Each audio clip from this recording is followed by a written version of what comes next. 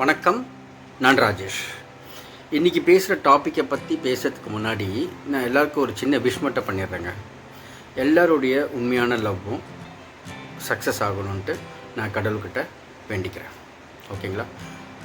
ஆனால் ஒரு வேளை ஏதோ ஒரு சந்தர்ப்ப சூழ்நிலையால் லவ் பிரேக்கப் ஆகுது அப்படின்ற சுச்சுவேஷனில் ரெண்டு பேரும் மனசை விட்டு ஃபஸ்ட்டு நீங்களே உங்களோட மிஸ் அண்டர்ஸ்டாண்டிங்கை பேசி தீர்த்துக்க ட்ரை பண்ணி பாருங்கள். ஓகேங்களா? யாருக்கு எது பிடிக்கல அப்படின்ற விஷயத்த நீங்கள் ரெண்டு பேர் டிஸ்கஸ் பண்ணிக்கோங்க. நீங்கள் மாற்றிக்கோங்க. உங்கள் லைஃப் நல்லாயிருக்கும்.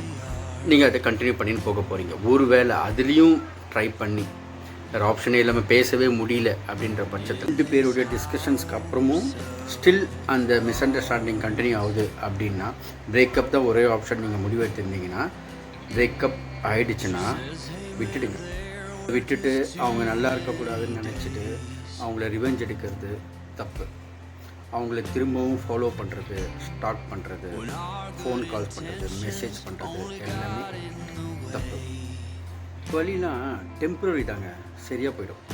அந்த பழைய அழகான நினைவுகளோட உங்கள் வாழ்க்கையை அடுத்த கட்டத்துக்கு நகர்த்திக்கின்னு போங்க. இந்த உலகம் ரொம்ப பெருசுங்க.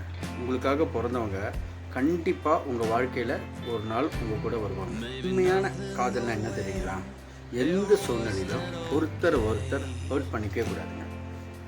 Handle love with maturity. Thank you.